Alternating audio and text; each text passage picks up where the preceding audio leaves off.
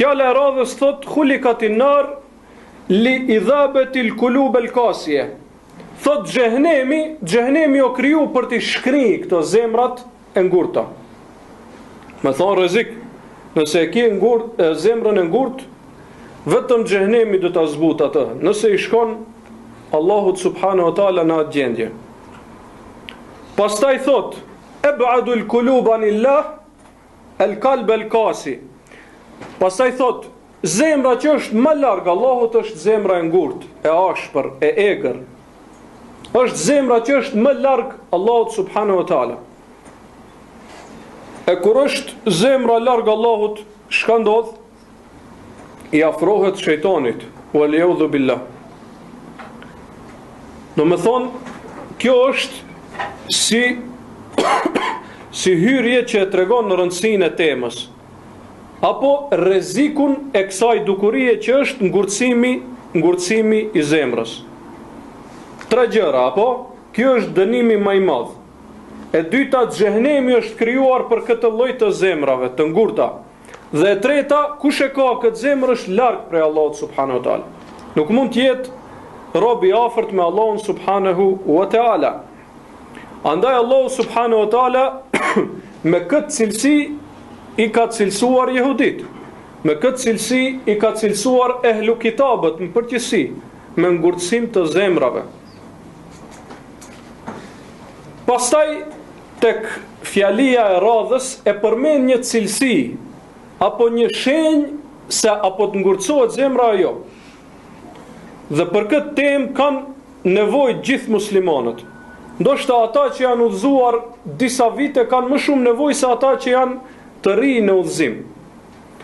Sepse njeriu kur i ri në udhëzim është më i vrullshëm, më i pastër, imanin e ka më thonë zemrën e ka më të pastër në përgjithësi. Ndërsa me kalimin e kohës në udhëzim e kap si një lloj gafleti.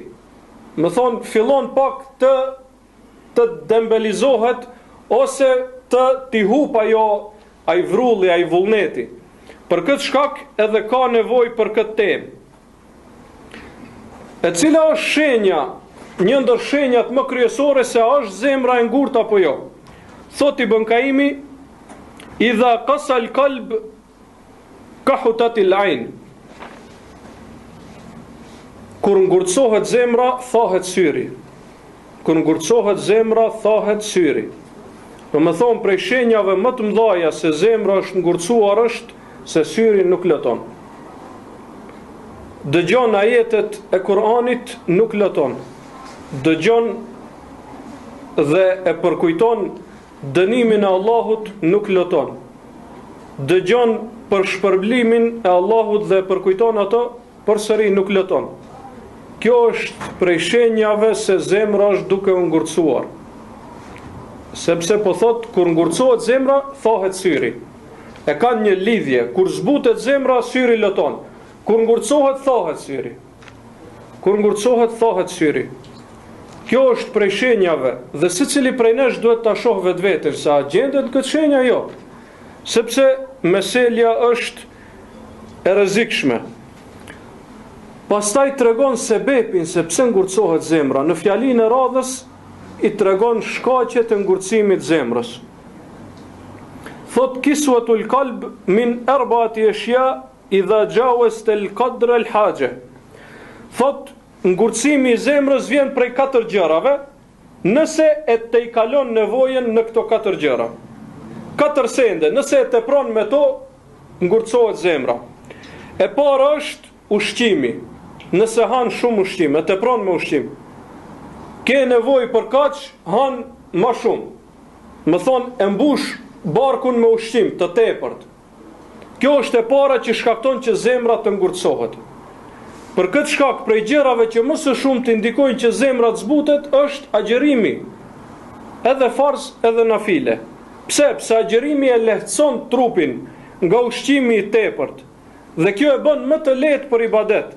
Po ashtu e largon ndikimin e shejtanit. Ndërsa ushqimi i tepërt, teprimi me ushqim e bën të kundërtën, e rëndon trupin dhe e ngurtëson zemrën. Andaj thuhet se njëri prej dietarëve në këshillat që ua ka thonë nxënësve të vet, të rinj, do me thonë talebet që kanë mësuar ai, ju ka thonë mos hani shumë ushqim, sepse do të pini lëngje shumë dhe do të fleni shumë. Mos hani shumë, se do të pini shumë, do të fleni shumë. E kur të fleni shumë, do të humbni shumë. Kur të fleni shumë, do të humbni shumë. Më thonë, kjo është e ndërlidhur njëra me tjetrën. Andaj gjëja e parë që shkaktoi ka ngurtësimin e zemrës është teprimi në ushqim, në ngrënie. E dyta është gjumi i tepërt, fjetja e tepërt. Më thonë, normalja sa është, për shembull, medicinalisht 7 deri në 8 orë në ditë, jo, ai flen 12-13 orë, 14 orë për shembull. Si shembull, kjo shkakton ngurtësimin e zemrës. Më thonë, fletja e tepërt. E treta është muhabeti i tepërt, bisedat e tepërta. Më thonë, teprimi në folje. Vetëm fol. Kjo shkakton që ti ngurtësohet zemra, dhe katërta është teprimi në ndej me njerëz. Shumë rin me njerëz brenda ditës. Se ndeja me njerëz pastaj shkakton që të foli shumë. E folmja shumë shkakton që të gabojsh shumë. Më thonë, të hish në gibet, ose në tallje, ose në llojet e gabimeve që bëhen kur qëndron shumë me njerëz brenda ditës. Andaj këto 4 gjëra shkaktojnë ngurtësimin e zemrës. Ushqimi i tepërt, gjumi i tepërt, biseda e tepërt dhe qëndrimi i tepërt me njerëz.